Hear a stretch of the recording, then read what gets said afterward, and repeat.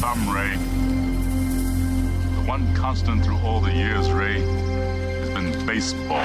Little roller up along first. Behind the bag. It gets through Buckner. Here comes Knight, and the Mets win. Now the 2-1. Line drive to the base hit. Just as the score of the tying run. Green to the plate. And he is safe. Safe at the plate. The Braves go to the World Series. Have reserved seats somewhere along one of the baselines that sat when they were children and cheered their heroes. Gibson swings and a fly ball to deep right field. This is going to be a home run. Unbelievable! A 3-run home run for Bucky Denton. The Yankees now lead it by a score of 3-2. Ladies and gentlemen, Mazeroski has hit a 1-0 pitch over the left field fence at Ford Field to win the 1960 World Series. They'll arrive at your door as innocent as children, longing for the past. The Pope arrived at Yankee Stadium. As one enthusiastic announcer put it, he is standing on second base. Reggie Jackson. Long drive right field. It is goodbye.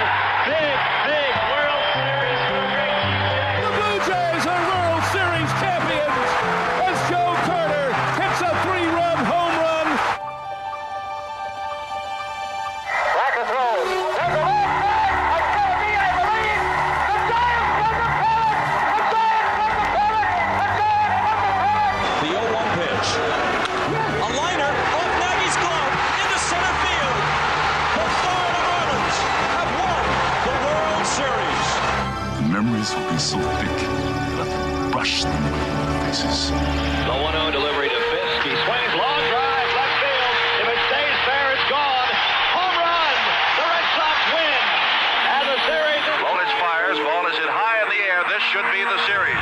Freehand waving everybody away in foul territory. Detroit wins. Here's the pitch to Willie. There's a liner straight to Richardson. The ball game is over and the World Series is over. Willie McCovey hit it like a bullet. A line drive right. Baseball to mark the time. The Oakland A's take. I'll tell you what, we're having an earth. Good evening, ladies and gentlemen, and welcome to Candlestick Park for Game 3 of the 1989 World Series. It's been erased like a blackboard, rebuilt and erased again. Frank Robinson, the right-hand batter. Long drive to left field. Way back. It's hit goodbye. Home run.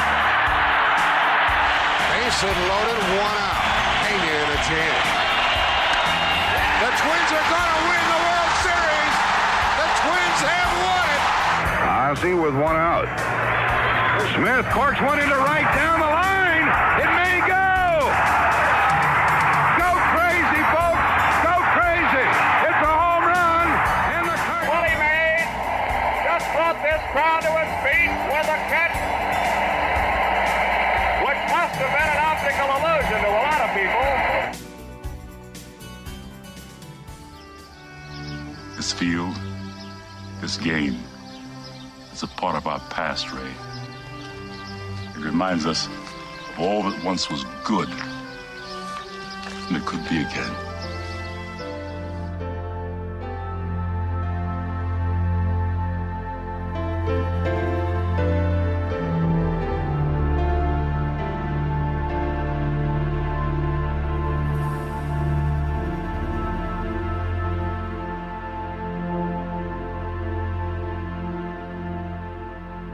Broadcasted live.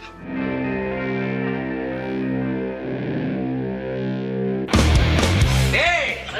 Who wants to have some fun? There are balls coming from all over the place. Left field, center field, right field. See, this is the kind of thing, quite honestly, right now, that makes you want to see the Chicago Cubs team lose. Now, you just saying you want to have fun, or do you really want to have fun? It'll be fun. Will the next person that sees anybody throw anything onto this field, point them out, or get them out of here? You don't live in Cleveland. Get in Cincinnati. You talking to me? You talking to me? That is the farthest thing in the universe from the truth. Hello, everyone, live. It's the Dan Scott Show. And right there is your host, Dan Scott.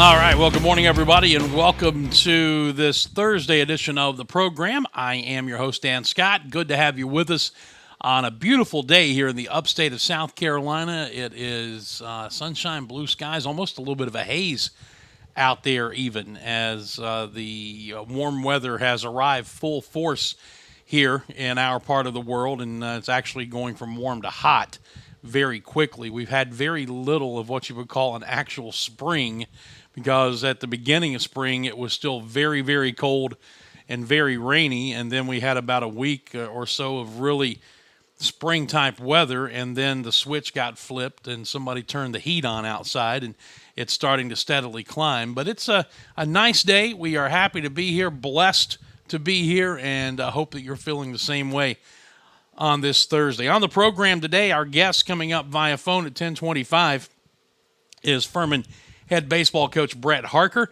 Paladins will try to regain some positive momentum on the road this weekend as they began the final 7 games of this 2018 regular season, with 3 in Johnson City, Tennessee at ETSU, 6 o'clock, 2 o'clock, and 1 o'clock Friday, Saturday, and Sunday. And we'll have the broadcast for you, of course, all 3 of those games across all of our usual platforms, and we'll detail that coming up in just a little bit. Also, one little schedule reminder for you. Your schedule on the final weekend of the regular season, Thursday, Friday, Saturday, against Greensboro, UNCG here at Latham Stadium, that is the 17th, 18th, and 19th of this month, may have said something other than what the game times actually are because of some kind of confusion, and we went through that and detailed that out yesterday behind the scenes here, got it all hashed out. The starting times for those games: Thursday night, 6 o'clock, Friday night, 6 o'clock, 1 o'clock on Saturday afternoon. The schedules may have showed those games at 6, 4, and 1, but they are 6, 6, and 1. So please make that note if you're planning on attending or if you're planning on listening to those games online at FurmanPaladins.com. The link has already been changed to reflect those starting times for both the schedule and for the stretch audio feed that we will be providing. So just wanted to give you a heads up on that. But Brett will be with us coming off of losing 2 out of 3 to Western Carolina and trying to bounce back and get some positive momentum, as I said, rolling into the Southern Conference tournament, which begins in just a couple of weeks. So we'll be talking to the coach at 10:25, and in and around that, we've got some other stuff to get to. A lot of stuff going on here around Furman, and we'll be detailing some of that in our next segment coming up after the break we'll take here in just a moment.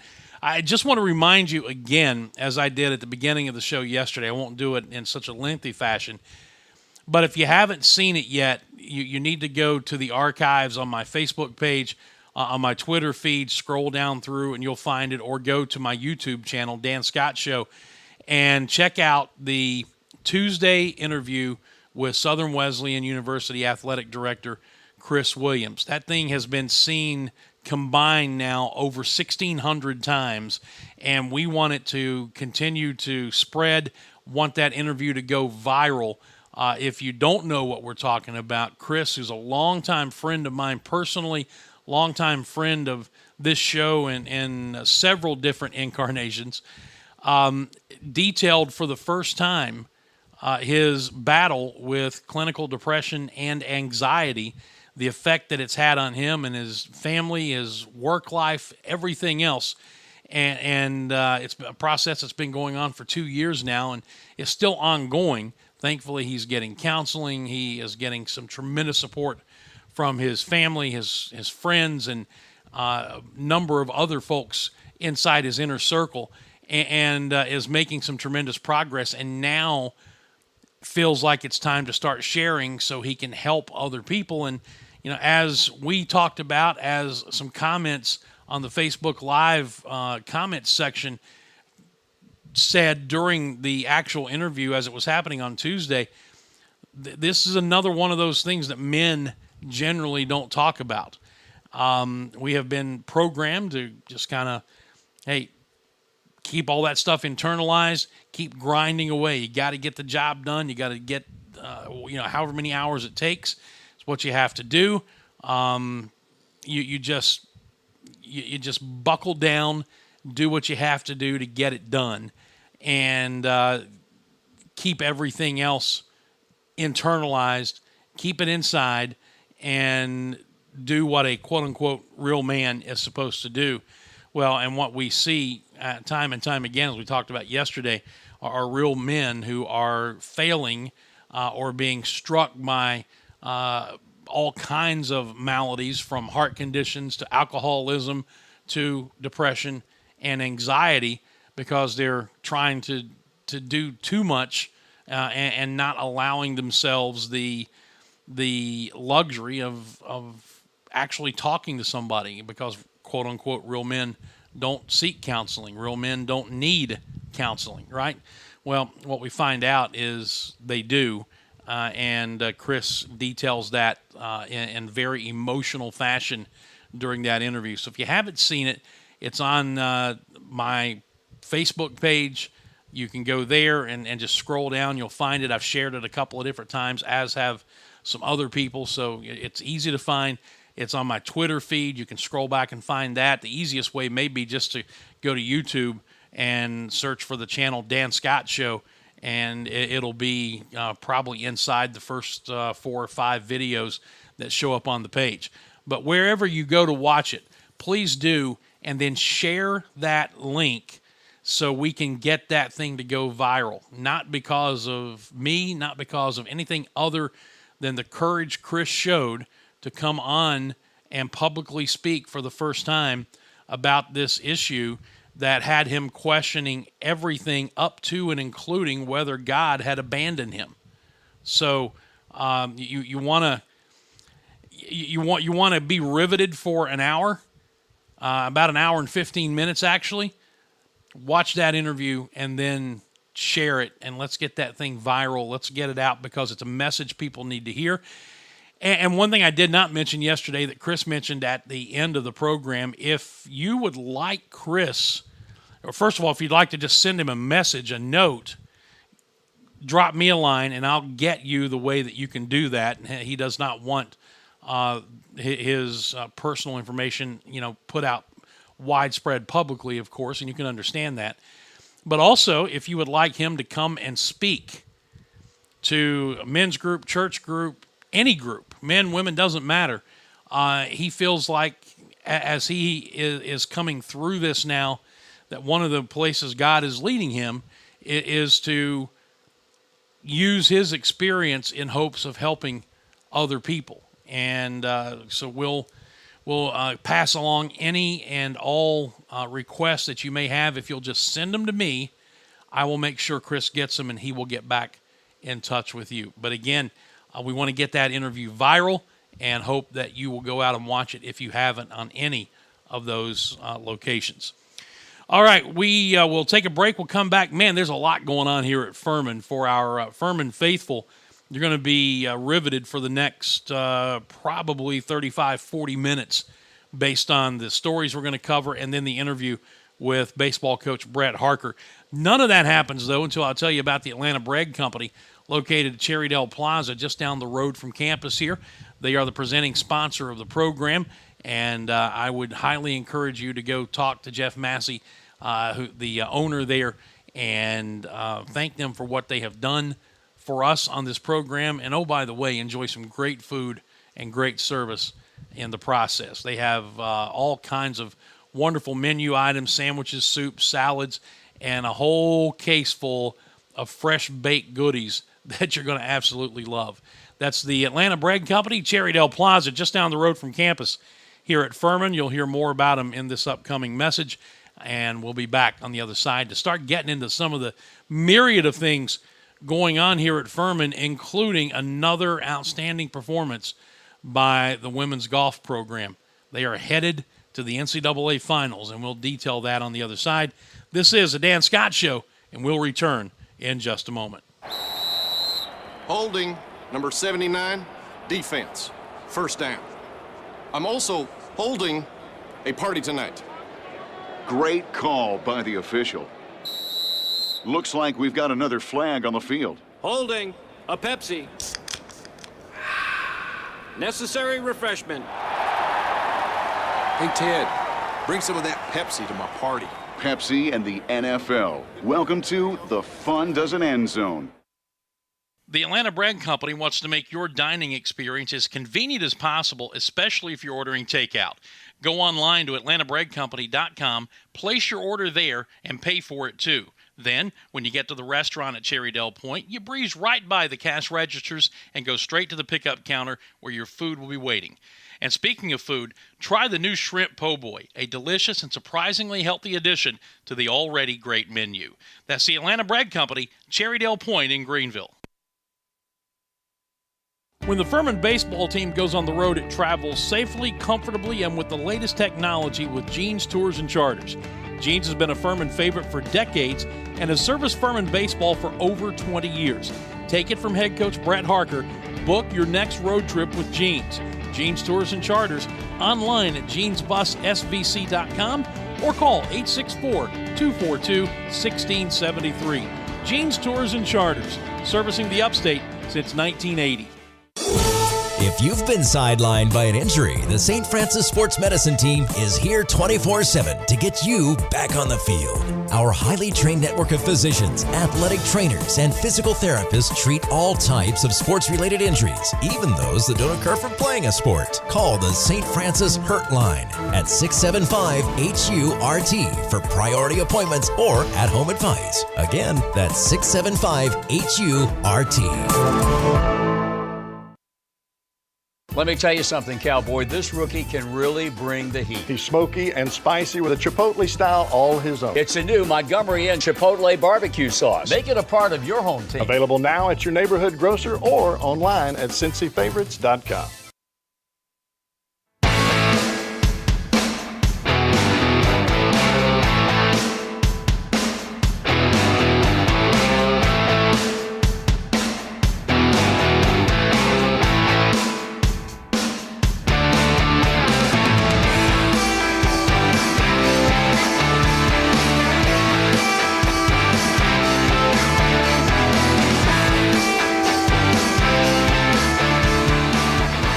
Here we go. Welcome back to the program. I am your host, Dan Scott. Good to have you with us on this Thursday edition of the show. Brett Harker coming up in just a few minutes at around 10:25 or thereabouts. First, just a reminder about Security Complete. They are my security company protecting my home and my family.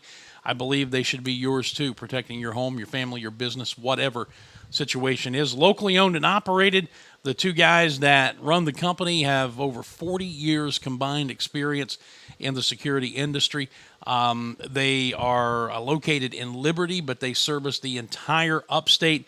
You are going to love the service you get. First of all, the technology is top of the line. It doesn't come any better than this.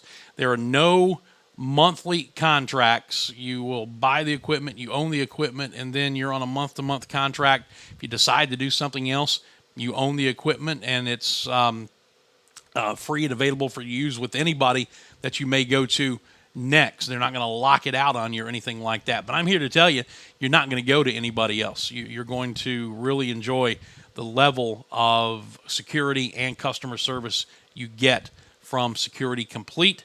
And if you follow them on Twitter like I do, you see more and more people. They're congratulating somebody, multiple somebodies, it seems, every day about coming on board and joining the Security Complete family. You see the number on your screen, 864-546-0360. They are extremely affordable.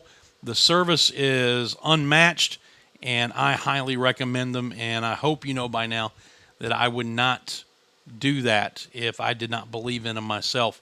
They protect my home and my family. Security Complete.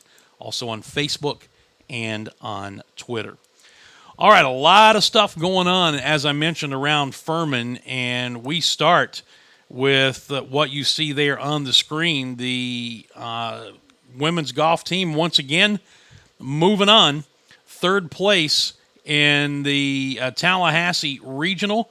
Top 6 teams go on to the finals, so they will be advancing again to the national finals, riding the hot play of Natalie Srinivasan, who was 12 under for the tournament. She fired a final round 68, finished third individually, and helped number 7 ranked Furman. That's number 7 in the entire country, folks, to a third-place finish in the final round of the NCAA's Tallahassee Regional. It's at the Par 72 Don Veller Seminole Golf Club in Tallahassee.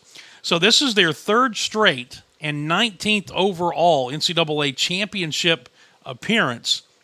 The regional field was 18 teams. As I mentioned, the top 6 went on to the finals, and now the 24-team NCAA championships will be held later this month, the 18th through the 23rd, at the Karsten Creek Golf Club in Stillwater, Oklahoma. So congratulations again to Jeff Hull's team, heading back for the third consecutive year to the finals. And who knows, folks, we may have a national championship golf team on our hands here. Ranked 7th in the country, they certainly have the ability to do so, and we congratulate them on another fine performance. We will be working very hard to get Jeff Hull on with us before the team heads out to Stillwater, and look forward to getting a chance to talk to him there. We transition to some other news that's not so good, and a little bugaboo continues for this softball program.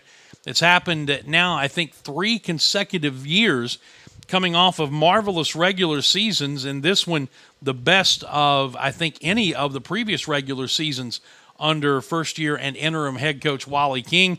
The Paladins go into the SEC tournament as a number 3 seed, and they drop the opening game yesterday to number 6 seed ETSU by a final score of 4-1. ETSU is now 17-25 on the season.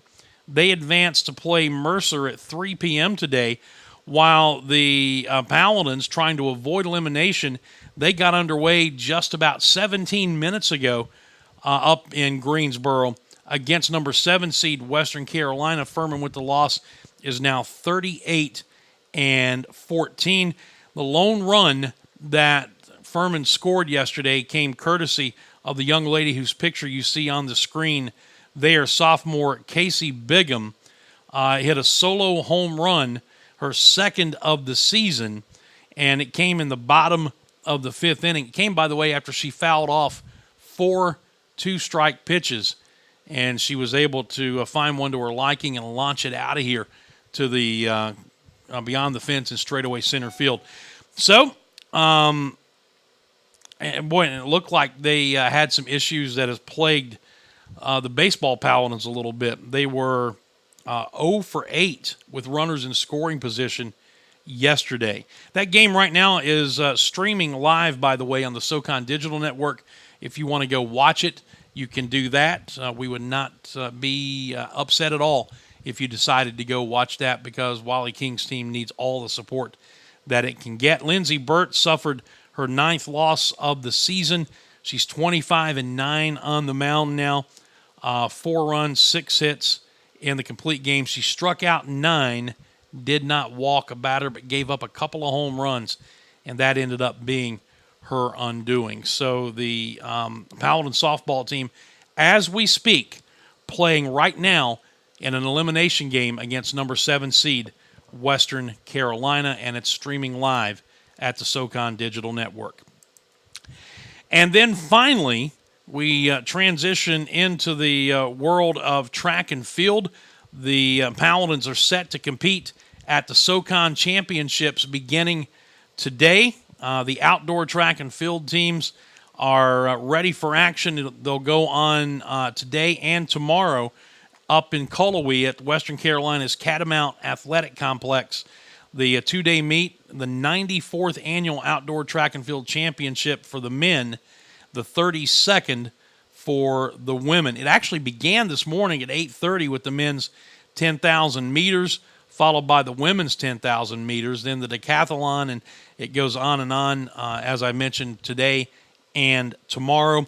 Last year, Furman placed 3rd overall with 109 points in the women's meet, which was the highest point total ever and the highest team finish since 1994. The men were fifth a year ago with 105 points, which was the third highest point total in the history of the program. So that championship going on today and tomorrow up in Cullowhee, and we wish all of those athletes good luck along the way.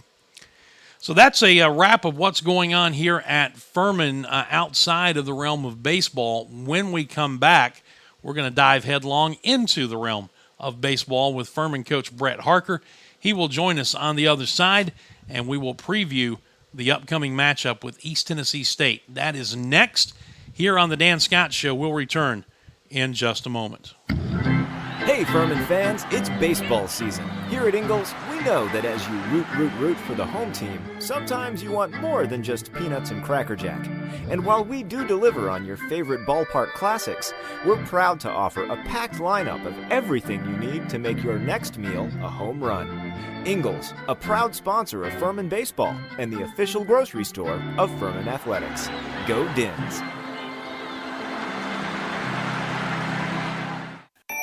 Life's healthier when you're backed by a Greenville Health System primary care doctor. Because then, the doctor that has your back is backed by the more than 1,000 physicians and specialists at the region's leading health system, all working together to bring you the right care in the right place at the right time. Great health starts with a GHS primary care doctor, and there are more than 200 of them conveniently located throughout the upstate, ready to see you. Find yours today at ghs.org/mydoctor. Zaxby's food has always brought people together. Catering to the big moments, the little wins, the long talks, and the quick getaways. Because food this inviting is bound to add a lot of flavor to your life. Introducing the Zax Pack. Served with chicken fingers, sides, Texas toast, and iced tea. Pick one up for dinner or your next event. Friends, family, flavor. Zaxby's. Indescribably good. I was surprised recently when I learned that Americans spend $80 billion a year on illegal sports gambling. Sure, that's spread out over millions of gamblers, but still it makes you wonder where that money's coming from. Unfortunately, too often it's coming from money that was intended to buy groceries, pay the mortgage, or even put children through college. If gambling's had a negative impact on your life, call the SC Gambling Hotline toll-free at 877-452-5155. Help is confidential and available 24 hours a day. A message from the South Carolina Department of Alcohol and Other Drug Abuse Services. The Atlanta Bread Company wants to make your dining experience as convenient as possible, especially if you're ordering takeout. Go online to atlantabreadcompany.com, place your order there, and pay for it too. Then, when you get to the restaurant at Cherrydale Point, you breeze right by the cash registers and go straight to the pickup counter where your food will be waiting. And speaking of food, try the new Shrimp Po' Boy, a delicious and surprisingly healthy addition to the already great menu. That's the Atlanta Bread Company, Cherrydale Point in Greenville.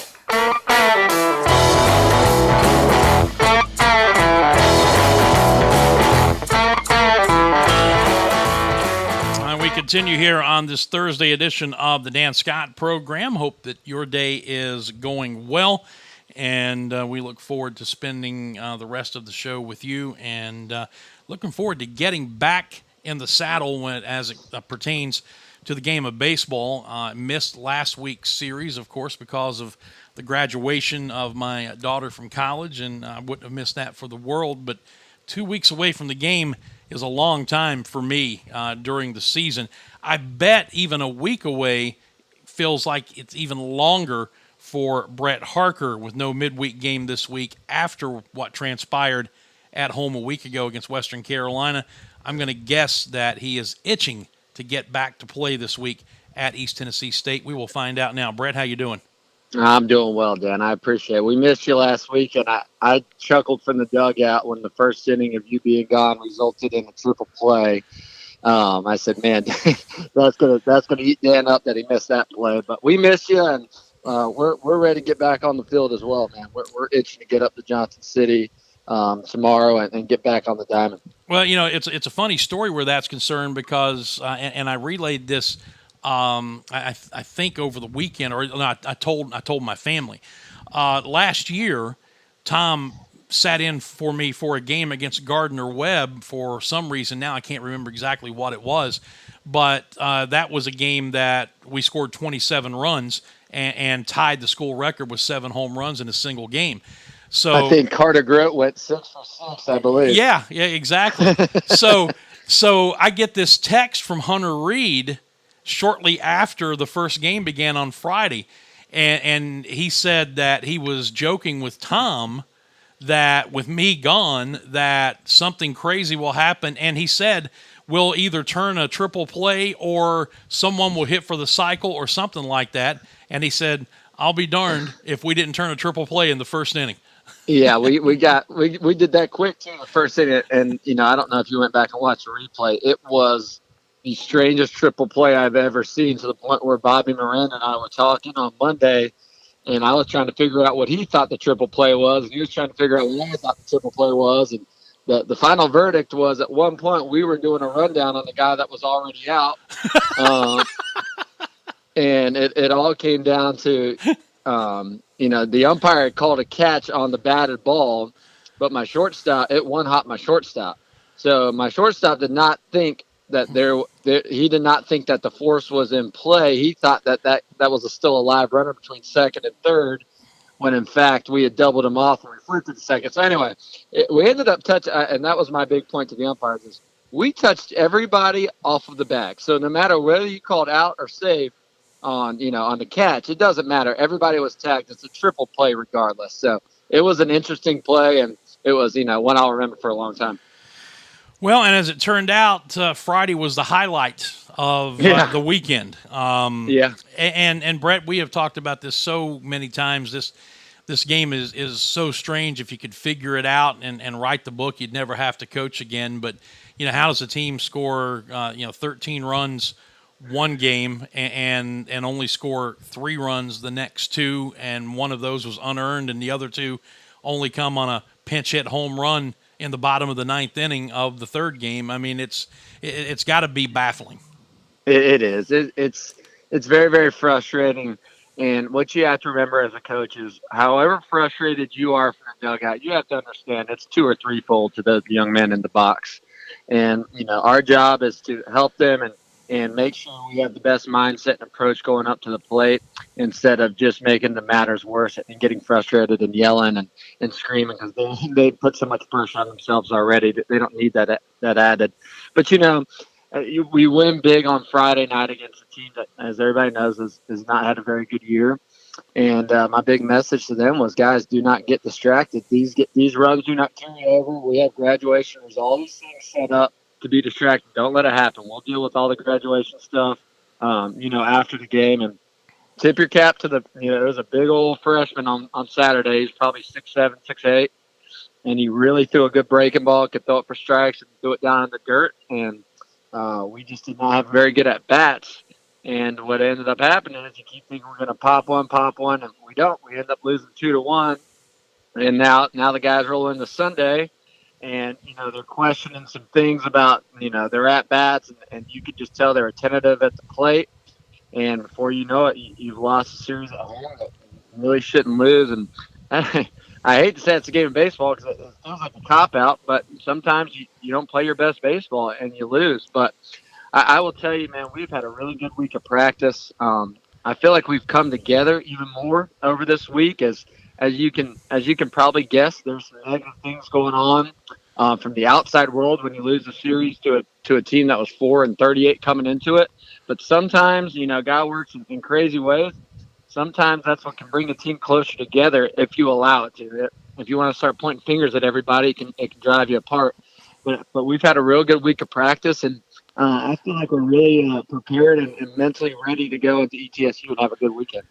Brett, Scott Keeler and I were discussing this on the show yesterday. It has been, in a lot of ways, a frustrating season, and you could tell that story statistically. You could tell that story in a number of ways, and yet in the midst of all of the frustration, there are these little nuggets of hope that keep popping up that show the potential of what this team can do if it all ever comes together. Clicks, I know you're holding on to that. We're all holding on to that, but the reality is that if it's going to happen, the clock is ticking seriously now with 7 games remaining in the regular season.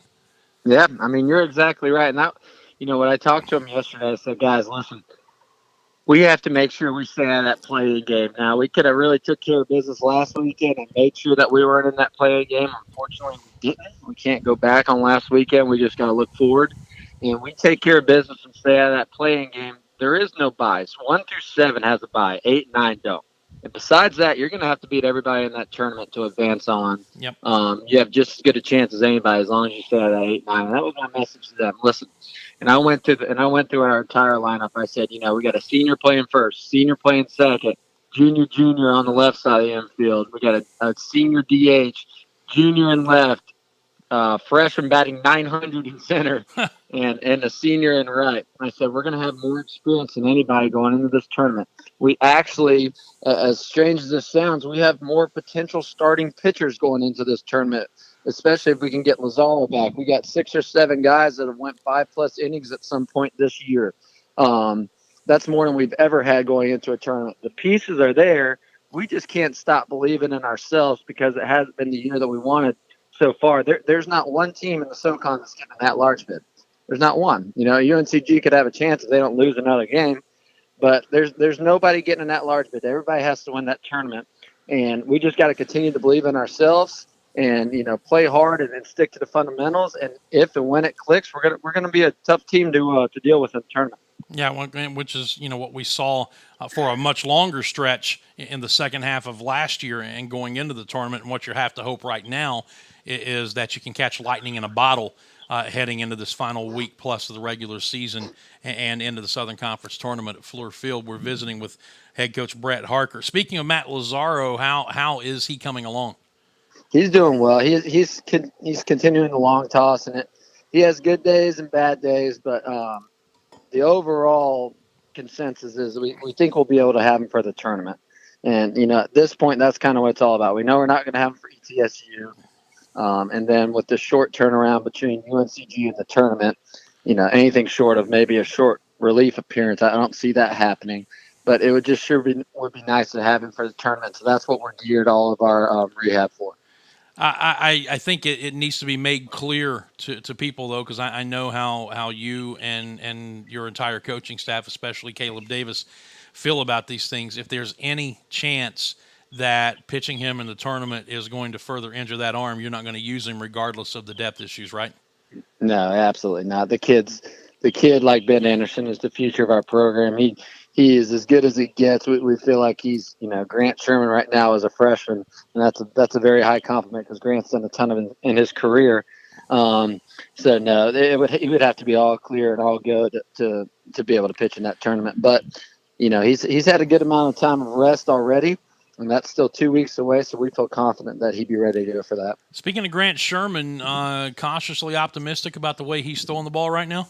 I am, and I felt like he needed to grind one out. He gave up the early home run on Saturday in the first, and honestly, he wasn't feeling all that great, not health-wise, just didn't feel like he had his best stuff, and that's when you have to prove to me that you can pitch. And he ends up going 7 innings, 2 runs with the one swing of the bat that honestly was when it was hit, nobody thought it was a home run. It was a line drive to right that kind of just got out of here just enough. But I think he's throwing the ball well, and he's always a guy that seems to peak towards the end of the season, kind of like Brandon Elmy, and we're hope that his best innings are still yet to come. What will this week off, in theory, do for your pitching staff? I mean, honestly, what it does is it allows some of our bullpen, like Jake Crawford, to rest. I don't know if you know, Jake came out with a little bit of a tweak to his hip flexor when he was closing out the game on Sunday. So I was a little bit worried about that, but him being able to rest the entire week, he was a full go at practice yesterday. So that was a good sign. That'd be one of the biggest things. It allows you to not have to use a midweek starter, so that way you can piggyback, a Jordan Beatson on the back of one of these starters on the weekend and shorten up the game rather than using somebody for 6 or 7 innings on this Tuesday or Wednesday and then being burnt for the weekend. So that's a big deal. Visiting with Brett Harker, the Furman baseball coach, ahead of the 3-game series at ETSU that starts tomorrow night in Johnson City at 6 p.m. One of the other things Scott and I were talking about yesterday is this is 180 degrees from the way things were lining up a year ago when you had the non-conference final weekend where you could set up your pitching to go into the tournament at full strength. Yeah. Now you're playing all the way through conference. You got UNCG, the top team in the league, as the final conference team. You may be fighting, as you said, to stay out of the play-in game. There ain't no saving anybody or setting anything up this year. At least it would appear that would be the case as we're talking right now, right? Yeah, that is a 180. That could not be more different. But like I said, a lot of things are going to take care of itself this weekend, I believe. If we can take care of business, obviously the 8th place team right now is Citadel. We actually have a game and a half up on them because we have the tiebreaker between them, and they have a pretty tough schedule left themselves. So I think a lot of it will play out. And I don't know if it'll come down to that last day against UNCG. I really don't. I don't think statistically, unless we just, do not play well at all this weekend, it would come down to that. But, yeah, the bottom line is we're playing the best team in the conference, one of the best in the Southeast to end the season. And that's going to be a little different feel than when we were up in Tennessee being able to set up our pitching for the tournament, that's for sure. This has been a roller coaster of a year. There's no doubt about that. What do you hope that this team, these players, especially these veteran guys, have accumulated from the season to this point and put into play as we head into these final 7 regular season games? It's really just learning how to deal with emotions. It really is. You look around college baseball and everybody deals with it some way or another. And the knee-jerk reaction for everybody is just always, you're always so much better or so much worse than what you really are. I mean, case in point, on Tuesday, everybody's talking about how South Carolina is now one of the hottest teams in the country, and they're going to a regional, and they're a super regional type team, and everybody how good Mark Kingston's done. And then they go get whooped by College of Charleston last night, and everybody's talking about how they're the worst team and can't win a midweek. It's just always so extreme in our sport, in a sport where you really can't be extreme. We play 56 games. There's a lot of ups and downs. A lot of it has to do with who's on the mound and who's healthy. And the bottom line is you just want to be playing your best baseball at the end of the year. And the end of the year, especially for mid-majors, is where you can make your noise and staying clear on the course. And what's our main objective? Our main objective is to get a little bit better. So when May 19th, May 20th rolls around, and especially Championship Sunday, we're playing our best baseball and have a chance to win a ring.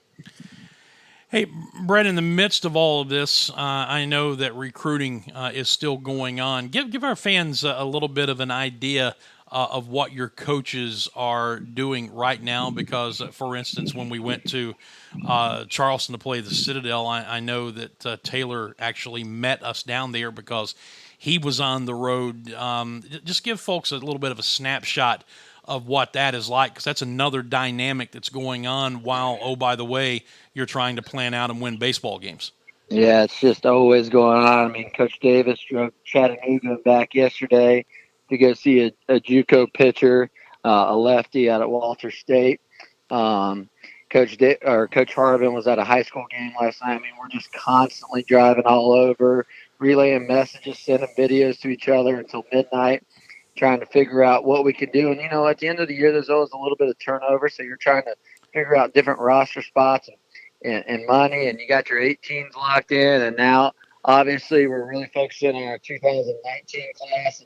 And with the way we recruit, we don't bring in but 9 to 10 guys a year, but we really want to focus on bringing in the right guys. That's our big sales pitch, is we bring in quality over quantity. We can't miss. So we need to be able to see kids several times, and ideally be able to see them when they're good, they're bad, and in between, to see how they deal with these things. And all that is not easy when you're in the middle of a 56-game schedule, yeah. And you got a bunch of young dads and trying to balance family and winning baseball games and continuing to build a culture of a program. It's a full-time job, but those guys do a great job and really connect with the recruits well. And I will tell you, with what we're bringing in and what we have on the board, I mean, I just truly think that, the best of Furman baseball is just right around the corner. We got some big time recruits coming in that we're really excited about. One of the things that you have shown in your first 2 years here, you and your staff, is that you're not afraid to try and buck the long-standing trend here at Furman in a lot of sports, not just baseball, but you're not afraid to go after junior college players. Now, I know there's a challenge with any student, but especially JUCO guys sometimes from an academic standpoint. But you've showed that you're not afraid to go after the right guy and bring them into this program, a la Jason Costa, Tyler Kimbrell, Nick Verbeck, and right on down the line. Is that something that's going to continue to be in your long-term plans, or is it something that you're using right now to try to help build a foundation?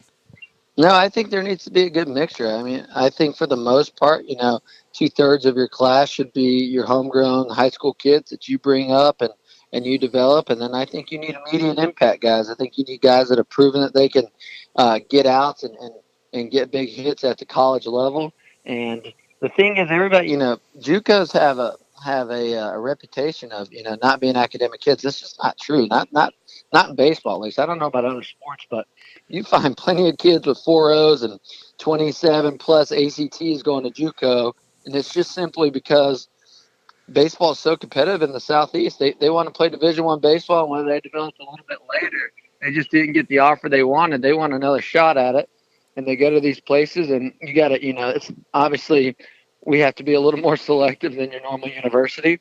But when you find the right guy that, academics is a big deal to them, the thought of being able to get a Furman degree in 2 years is quite appealing to a kid that academics is a big deal to him and his family. And I think we have a big time advantage for junior college players. Yeah, and like any aspect of recruiting, but I think even more perhaps hyper-focused on the junior college kids, you have to process all the information you have and take that calculated gamble that they're going to be the right fit academically, they're going to be the right fit athletically, but just as important, they're going to be the right fit inside the clubhouse. Yeah, and that was a big thing 2 years ago when we brought in all those SMC guys and Costa from Walter State. And I said, I told them, I said, listen, we're either going to be Furman with JUCO kids and not be very good, or we're just going to be Furman, and they're going to integrate quickly. And those guys kind of set the pace for what I think about junior college guys now. Those guys integrated so well with our team and just became part of the family almost instantaneously. And that probably set the bar for other guys of how I think they can integrate so quickly and not be a distraction in the classroom, or represent us well in the community. And you got a guy like Jason Costa who's become a poster boy for Furman, and with his job opportunities he's got, and he's done all that in 2 years. That's very, very appealing to a junior college kid out there that baseball is important, but the next 40 years of their life is important as well. And continuing with Brett Harker, the Furman baseball coach, let's go into wrap-up mode now, because I know you got people there requiring much more of your attention than I need. Just a little bit. Just a little bit, but it's daddy daycare at the Harker house today, by the way. Just a little preview of East Tennessee State. Yeah, I mean, they're going to be a good team. That they've been able to swing the bat here for the last 3 or 4 years, and I've been around the league. And they have a new coach there that there's always a little more fire in the clubhouse when you got a new coach. And, I think they're pretty similar to us, where if you make some mistakes, they can hit the ball out of the yard. They're not particularly the fastest team, kind of like us, but they're going to play at home where it's a turf field where they feel pretty comfortable fielding the ball on that turf. And we got to keep the ball down. That ballpark can play, I've only played there once, but it played very, very small when the wind was blowing out there, and then played very, very large when it wasn't. So I think going on a day-to-day basis will be, how that ballpark plays. But I tell our guys, whenever that's the situation, there's nobody more prepared for that. Yeah. With how many games we play at Latham, we're used to that, so that won't be a shell shock. But really, I'm telling you, and I know from outside of this might sound like eyewash, but mentally, our guys are just in a good place right now. I think they really took it to heart losing that series. I hate that it took losing that series for us to get that way. But you know what? The bottom line is we did. And how are you going to move forward after? You can't change what's already happened. It's what you're going to do moving forward. And the guys have really, really responded. And I like where we're at. I like where our hitters are at. Mentally, I feel like they're really hungry. to get back in the box and have a good weekend. And we'll find out starting at 6 o'clock tomorrow night, right? Well, that, you can talk all you want. You got to put runs up on the scoreboard, and that's why I want to get this thing rolling. All right, Brett. Hey, thank you. See you on the bus tomorrow, buddy. All right. Thank you, Dan. All right. That is Brett Harker, the baseball coach here at Furman University. 3-game series on the road, final road series of the year at East Tennessee State. 6 o'clock tomorrow, 2 o'clock on Saturday, 1 p.m. on Sunday afternoon. And then the next week, it's Tuesday at home against Gardner-Webb, the final midweek game of the season, the final 3 regular season games on Thursday, Friday, Saturday against North Carolina Greensboro, 6 o'clock, and 1 o'clock. Again, that's Thursday, Friday, Saturday to close out the regular season. We'll take a break. We'll come back, and we'll close out the program. Got some news on a former Paladin that we want to pass along to you, and also maybe a little look at the interview with Condoleezza Rice, who headed up that commission that did the investigation into college basketball. Some comments she made yesterday that are pretty startling. It's creating a lot of buzz around the college basketball world and beyond. We'll do that on the flip side. Dan Scott Show continues in just a moment. When the Furman baseball team goes on the road, it travels safely, comfortably, and with the latest technology with Jeans Tours and Charters. Jeans has been a Furman favorite for decades and has serviced Furman baseball for over 20 years. Take it from head coach Brett Harker. Book your next road trip with Jeans. Jeans Tours and Charters online at jeansbussvc.com or call 864-242-1673. Jeans Tours and Charters, servicing the upstate since 1980. If you've been sidelined by an injury, the St. Francis Sports Medicine team is here 24/7 to get you back on the field. Our highly trained network of physicians, athletic trainers, and physical therapists treat all types of sports-related injuries, even those that don't occur from playing a sport. Call the St. Francis Hurt Line at 675-HU-RT for priority appointments or at-home advice. Again, that's 675-HU-RT. The Atlanta Bread Company wants to make your dining experience as convenient as possible, especially if you're ordering takeout. Go online to atlantabreadcompany.com, place your order there, and pay for it too. Then, when you get to the restaurant at Cherrydale Point, you breeze right by the cash registers and go straight to the pickup counter where your food will be waiting. And speaking of food, try the new Shrimp Po' Boy, a delicious and surprisingly healthy addition to the already great menu. That's the Atlanta Bread Company, Cherrydale Point in Greenville. Let me tell you something, Cowboy. This rookie can really bring the heat. He's smoky and spicy with a Chipotle style all his own. It's a new Montgomery Inn Chipotle barbecue sauce. Make it a part of your home team. Available now at your neighborhood grocer or online at cincyfavorites.com.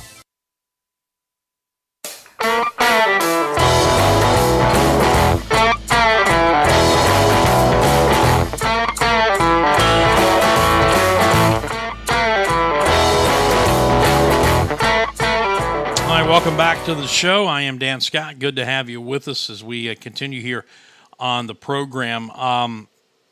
Talk to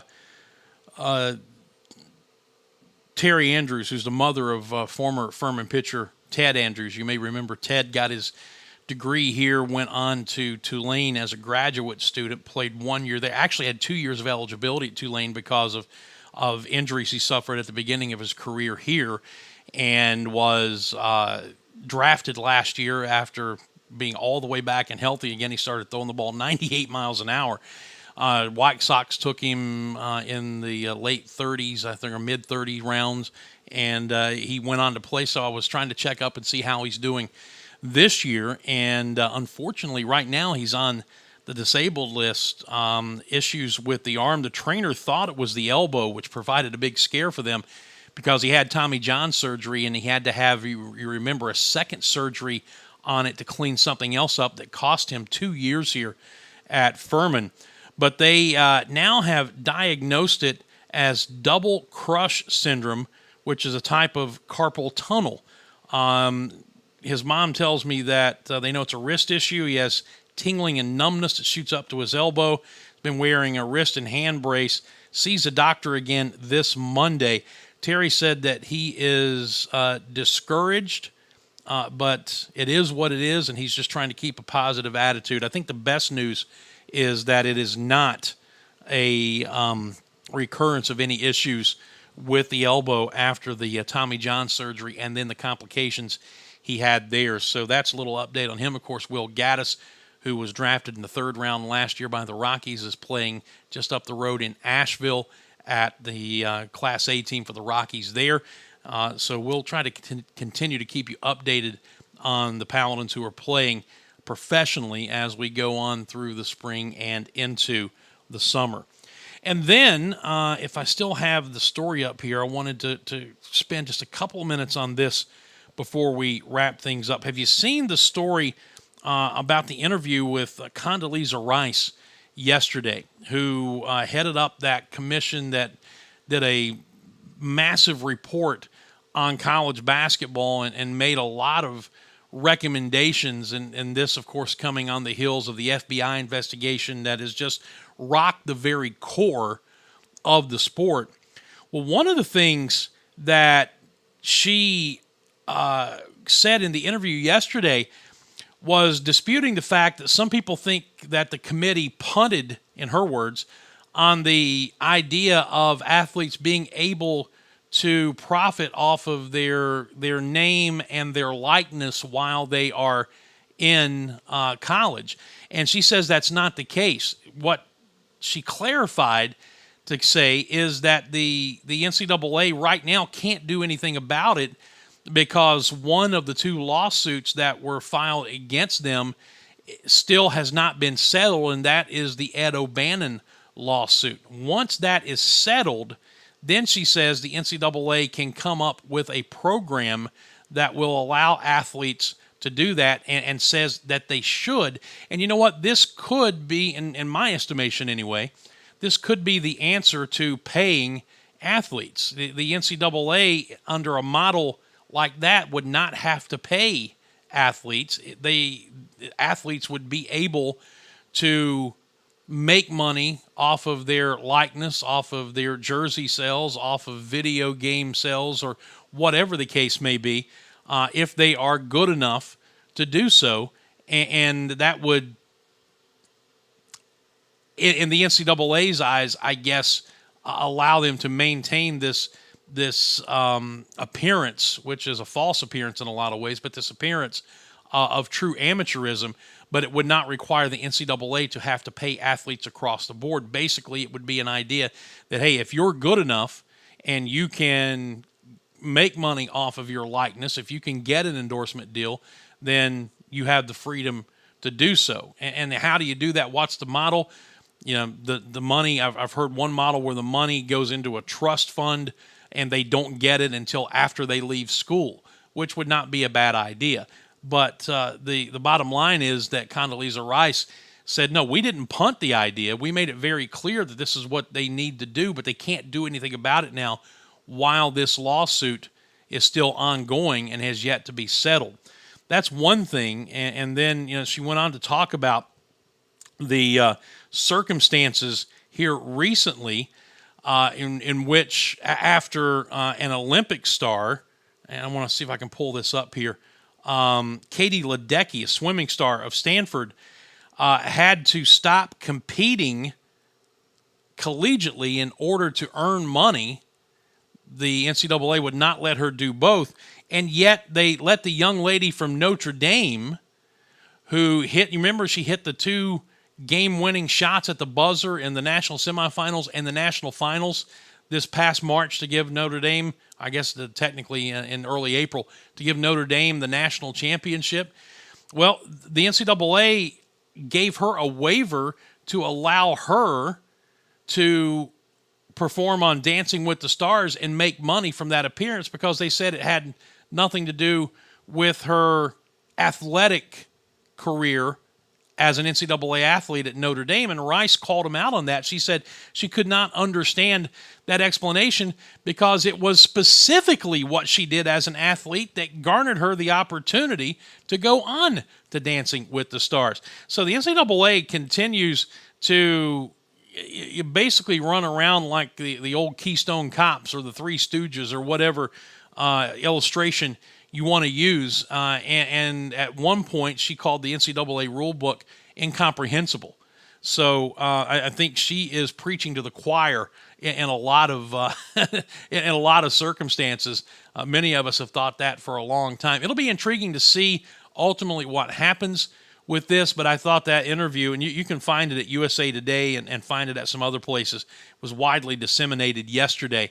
But it's worth your time to read that and get a little bit more in depth of the process and more of the questioning that Rice and the commission have of the NCAA where college basketball is concerned. I'm telling you, folks, it's a model that is going to have to be, in a lot of ways, I think, completely torn down and rebuilt. And the days of, well, they've got a scholarship that pays for their schooling and provides them food and that kind of thing, they should be happy. Those days are over because there's just too much money being generated now, and it's being generated because of these athletes. I don't know that a salary works. Maybe it does, maybe some kind of pay system. But the problem with that, in my mind, is that if you do it for one, you've got to do it for everybody. And not, let's just call it like it is, not every college athlete performs at a level that deserves that. But it gets to, are you doing it on a merit system? Are you doing it because you're a college athlete and therefore everybody's going to be treated the same? I don't know that that's the answer. But the idea of allowing a player to capitalize on his notoriety, his ability, his namesake, his likeness, I think maybe that is an avenue that can be explored, because then it basically is up to the individual athlete. Are you good enough? Are you savvy enough? Can you get an endorsement deal? Can you get some of these things based off of your ability to put a ball in a basket, or to throw a football down the field, or catch a football, or tackle somebody with a football, or whatever the case may be? That may ultimately be the way this thing goes. I don't know, but we'll continue to watch it. I do know this, as I said a moment ago, the model that is college basketball right now, more than any other sport, has to be totally torn down and rebuilt. Because with all of the outside influence, with all the AAU stuff and the shoe company stuff and everything else that's going on, it's a corrupt model. And it's a corrupt model that's making billions and billions of dollars. Somewhere, somehow, some of that money is going to end up going to some of these players one way or the other. And I think if you take that hardline, old school stance that they're amateurs, they shouldn't get paid, I think that all you're doing is fooling yourself. Times are changing. Times have changed. And when you're talking about just just think about this. Just college basketball. We're not even talking about football and the cash cow that the playoffs has become, which is going to lead to a further expansion. Just wait. But we're just talking about the model that is college basketball and the billions with a B of dollars that's generated by the sport, by the NCAA tournament every single year. Not over a course of 10 years, every single year that revenue is billions with a B. I just, the idea that you're going to just bump along with a blind eye towards that reality ain't going to fly anymore. I don't know what the answer is, but I'm thinking that it may have something to do with this idea of allowing players to capitalize on their namesake and their likeness if they can do so. So we'll find out. Obviously, they're going to have to do something before too much longer. And just go out and read this interview with Condoleezza Rice. It'll be worth your time. All right, that'll do it for us. Because of the departure time for the baseball team tomorrow, we will not be here. Be back with you on Monday morning. Meanwhile, baseball this weekend, we'll have the broadcast for you 6 o'clock, 2 o'clock, 1 o'clock, Friday, Saturday, Sunday, respectively. Pregame beginning 15 minutes prior on the Campus FM 93.9, on FurmanPaladins.com via Stretch Audio, and on our TuneIn radio app for the Campus FM, WPLS-LP. You can find it there. And if you're going to the stadium, if you're coming up to Johnson City, we'll have an in-stadium feed for you as well.